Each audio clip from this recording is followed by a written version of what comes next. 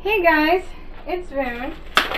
Today I am making a CrockPot beef stew. So right now I'm going to brown my meat in butter and a little bit of olive oil.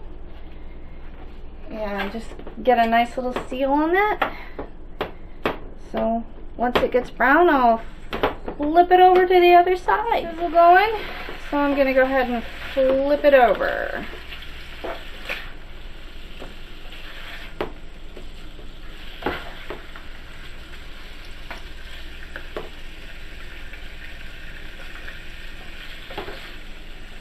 Now this beef stew is something that we enjoy eating.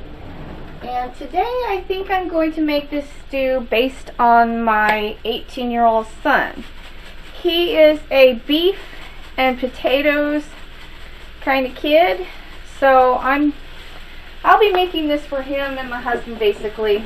So this is definitely not a keto dish. And I'll be throwing in some vegetables as well. But it's going to cook all day, and it's just going to be a nice little treat for them.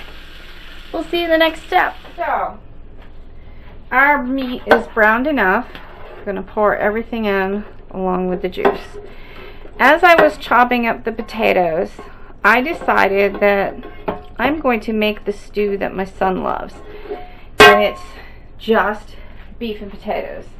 So this literally is going to be a beef and potato stew.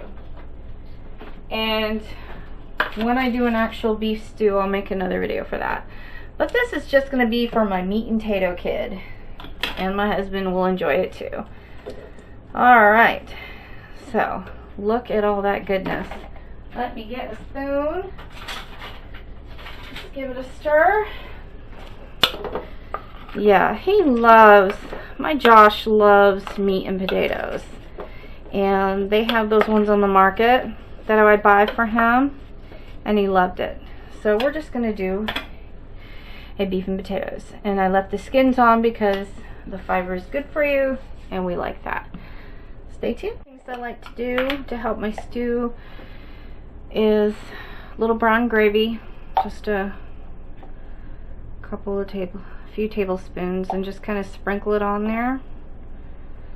You know, there are so many ways that you can do this. It's just what I like to do, and they seem really happy with it. I think they're happy with it anyway because they don't have to cook, they just have to eat it, right? Alright, a little bit of pepper, and going in with a little bit of salt.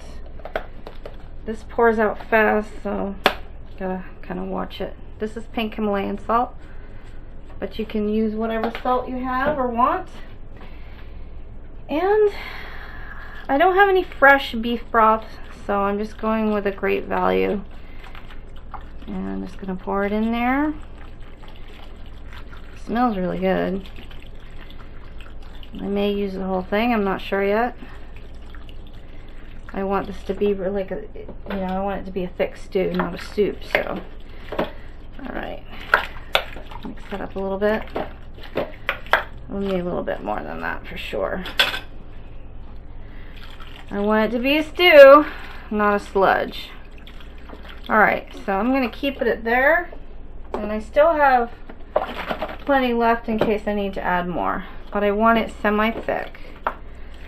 So we're going to pop this on a high because, well, I'm on a late start this morning. So we're going to put it on high, put the lid on it, and we'll be back in about 5 hours. And of course I will check it periodically. So we're a couple hours listen to me, and I'm going to put in a couple tablespoons of Bob's Red Mill arrowroot. It's just like a cornstarch, but I like using this better than cornstarch. So we're going to just thicken this up a little bit. We'll put in a couple of tablespoons, and don't worry, it's going to cook up. When I was younger, my mom used to take, a little bit of the broth and some cornstarch to mix it up in a cup and then pour it in. But I'm doing it this way, and I've done it before, and it's going to thicken up, and you're never even going to see any white powder in there.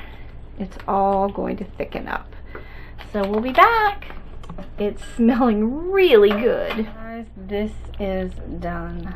Look at that. Look at how thick that stew is. Meat and taters. It's lower because I've dished out my son's. A big bowl of meat and taters. Meat and taters. Look at how thick that is. Oh yeah. He's gonna love that. Thanks for watching, guys. Appreciate it. Till next time. Bye. Get over how good this came out. This looks so good. It smells so good. Yum.